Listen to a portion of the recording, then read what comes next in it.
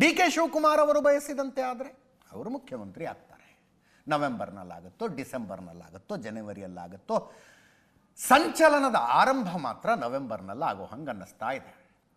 ಸಿದ್ದರಾಮಯ್ಯನವರು ಈ ಹಿಂದೆ 2-3 ಎಪಿಸೋಡ್ಗಳಲ್ಲಿ ಪ್ರಯತ್ನ ಪಟ್ಟರು ಸಚಿವ ಸಂಪುಟ ಪುನರ್ರಚನೆ ಮಾಡೋದಕ್ಕೆ. ಸಚಿವ ಸಂಪುಟ ಪುನರ್ರಚನೆ ಅಂತ ಆದರೆ ಕ್ಲಿಯರ್ ಮೆಸೇಜು ಮುಖ್ಯಮಂತ್ರಿ ಬದಲಾವಣೆ ಇಲ್ಲ ಅಂತ. ಅದಾಗಲಿಲ್ಲ. ಡಿ ಕೆ ಹೆಂಗೆ ಸಿದ್ದರಾಮಯ್ಯನವರಿಗೆ ಶಾಸಕರುಗಳ ಮೇಲೆ ಹಿಡಿತಾ ಇದೆಯೋ ಹಾಗೆ ಡಿ ಕೆ ಶಿವಕುಮಾರ್ ಅವರಿಗೆ ಹೈಕಮಾಂಡ್ನಲ್ಲಿ ಒಳ್ಳೆ ಅದನ್ನು ಕಂಟ್ರೋಲ್ ಅನ್ನೋದಿಲ್ಲ, ಚೆನ್ನಾಗಿದ್ದಾರೆ.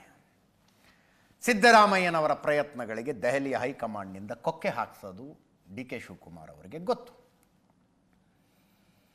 ಅದಾದ ನಂತರ ಸಿದ್ದರಾಮಯ್ಯನವರ ಕಡೆಯವರು KPCC ಅಧ್ಯಕ್ಷರ ಬದಲಾವಣೆ ಆಗಲಿ, ಲೋಕಸಭಾ ಚುನಾವಣೆ ಮುಗಿದ ತಕ್ಷಣ ಆಗುತ್ತೆ ಅಂದಿದ್ರಿ, ಮುಗೀತಲ್ಲ ಬದಲಾವಣೆ ಮಾಡಿ ಅಂತ ಒಂದು ಪ್ರಯತ್ನ ಪಟ್ಟರು, ಅದು ಆಗಲಿಲ್ಲ.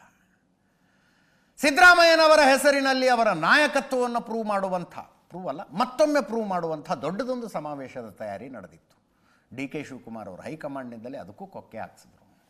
ಇಲ್ಲಿ ಪರಮೇಶ್ವರು ದಲಿತ ಶಾಸಕರು ಸಚಿವರುಗಳ ಸಭೆ ಮಾಡೋದಕ್ಕೆ ಹೊರಟಿದ್ರು, ಡಿ ಕೆ ಶಿವಕುಮಾರ್ ಅದಕ್ಕೂ ಕೊಕ್ಕೆ ಹಾಕ್ಸಿದ್ರು. ಇನ್ನೊಂದು ಕಡೆ ಕಾಂತರಾಜ ಆಯೋಗದ ವರದಿಯ ಶಿಫಾರಸ್ಸುಗಳನ್ನು ಅಕ್ಸೆಪ್ಟ್ ಮಾಡ್ಕೊಳ್ಳೋದಕ್ಕೆ ಹೊರಟಿದ್ರು, ಅದಕ್ಕೂ ಹೈಕಮಾಂಡ್ ಬೇಡ ಅಂತು. ಈಗ ಸಿದ್ದರಾಮಯ್ಯನವರು ಡಿಸೈಡ್ ಮಾಡ್ದಂಗೆ ನಿಂತಿದ್ದಾರೆ, ಅದು ಏನಾಗುತ್ತೋ ನವೆಂಬರ್ನಲ್ಲಿ ಸಚಿವ ಸಂಪುಟ ಪುನರ್ರಚನೆ ಮಾಡದೆ ಅಂತ. ಡಿ ಕೆ ಶಿವಕುಮಾರ್ ಅವರ ಮುಖ್ಯಮಂತ್ರಿ ಆಗುವ ಆಸೆಗೆ ಅಡ್ಡಗಾಲು ಹಾಕುವುದಕ್ಕೆ ಈ ಸಚಿವ ಸಂಪುಟ ವಿಸ್ತರಣೆ, ಸಚಿವ ಸಂಪುಟ ಪುನರ್ರಚನೆ. ಡಿ ಕೆ ಶಿವಕುಮಾರ್ ಅವರಿಗೆ ಸಚಿವ ಸಂಪುಟ ಪುನರ್ರಚನೆ ಆಗಲೇಬಾರ್ದು ಅಂತಲ್ಲ, ನಾನು ಮುಖ್ಯಮಂತ್ರಿ ಆದಮೇಲೆ ನನಗೆ ಬೇಕಾದ ಮಂತ್ರಿಮಂಡಲ ನಾನು ಮಾಡ್ಕೊಳ್ತೀನಿ ಅಂತಾರೆ ಅವರು. ಯಾರ ಕನಸು ಈಡೇರುತ್ತೆ ಗೊತ್ತಿಲ್ಲ. ಸಿದ್ದರಾಮಯ್ಯನವರು KC ವೇಣುಗೋಪಾಲ್ ಅವರಿಗೆ ಮಾತಾಡಿದ್ರಂತೆ. ಏನಂತ? ರಾಹುಲ್ ಗಾಂಧಿ ಅವರ ಹತ್ರ ಸ್ವಲ್ಪ ಟೈಮ್ ಕೇಳಿ, ಸಚಿವ ಸಂಪುಟ ಪುನರ್ರಚನೆಯ ಬಗ್ಗೆ ಮಾತಾಡಬೇಕಾಗಿದೆ ಅಂತಂದ್ರಂತೆ.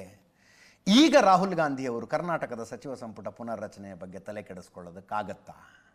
ಬಿಹಾರದಲ್ಲಿ ಎಲೆಕ್ಷನ್ ಅನೌನ್ಸ್ ಆಗಿರುವಾಗ ಈ ಮಾತನ್ನು KC ವೇಣುಗೋಪಾಲರು ಹೇಳಿದಾಗ ಮುಖ್ಯಮಂತ್ರಿಗಳು ಆಯ್ತಾಯ್ತು ಬಿಹಾರ ರಿಸಲ್ಟ್ ಬರಲಿ ಬಿಡಿ, ಆವಾಗಲೇ ಮಾಡೋಣ ಅಂದ್ರಂತೆ.